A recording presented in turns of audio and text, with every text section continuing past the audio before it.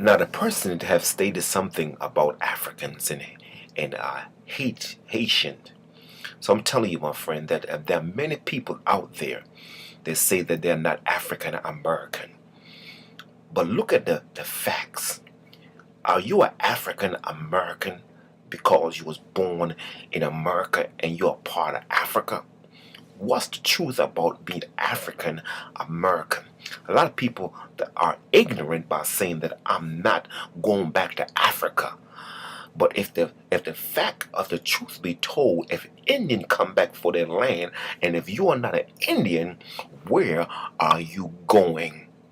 So the president has stated and opened a can of worms.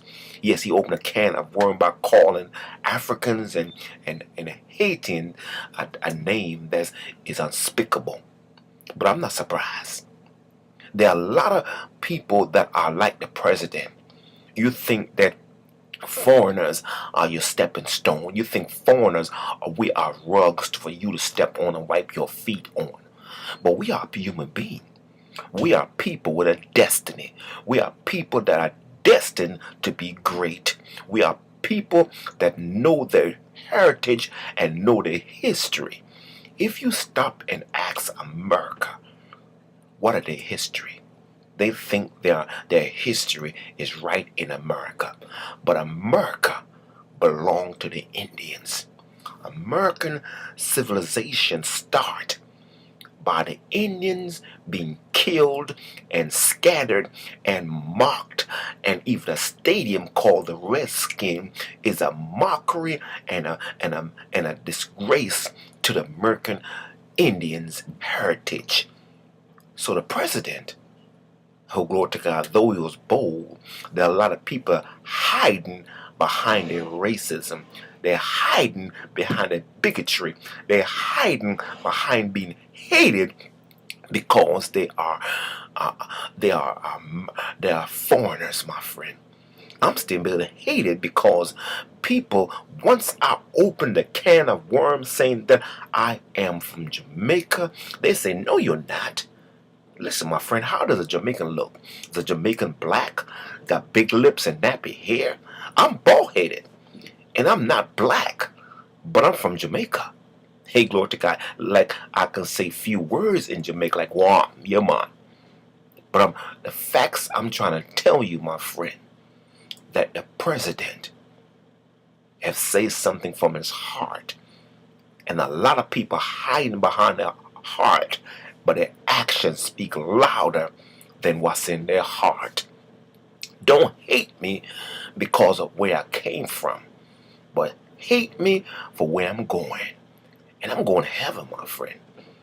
Earth I'm a pilgrim passing through, but my destiny, my citizenship is in heaven.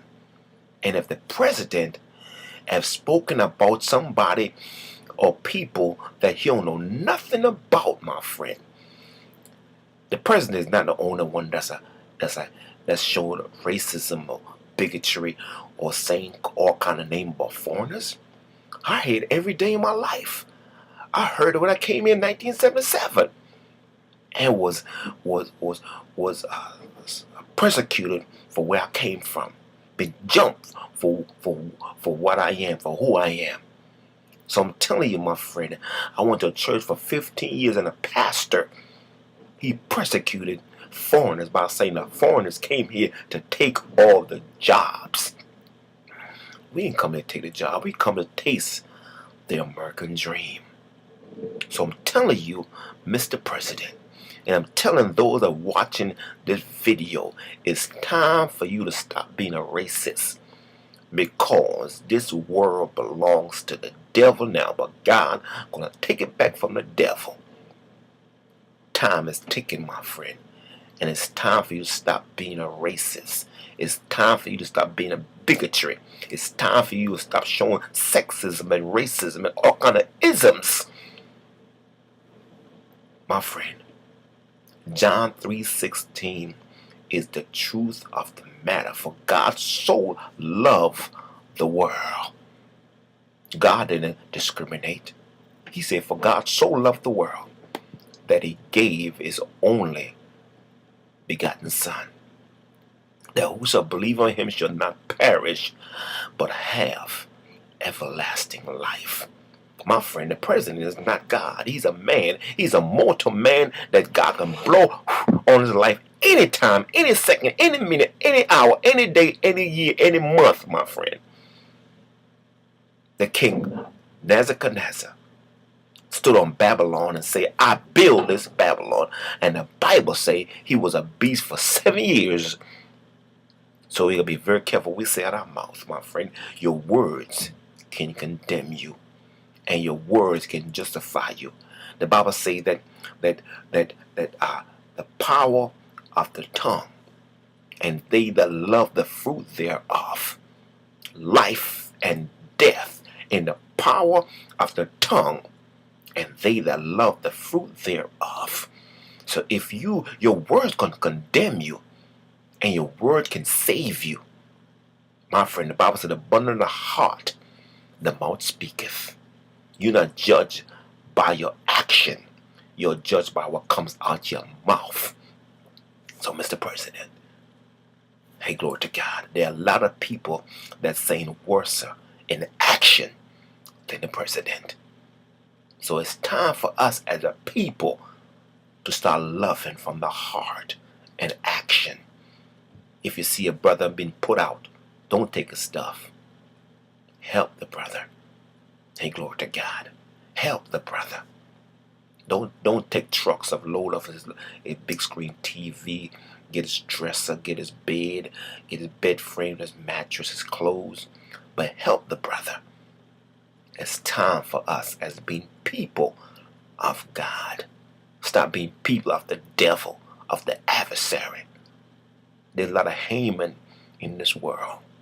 Yes, there are a lot of Haman in this world. You hate me because where I came from. My friend, where I came from shouldn't justify who I am. I might be from, but that's not who I am. And it's amazing that Haman spirit is still alive in our world. Haman hated Mordecai, and Esther saved the Jews from slaughters, from Haman hate. And the king said, Esther, what is your request?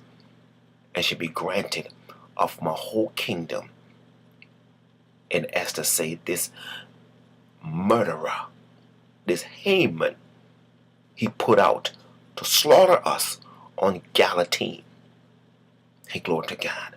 Haman's spirit is still active in our world. Yes, Haman's spirit is still active in our world.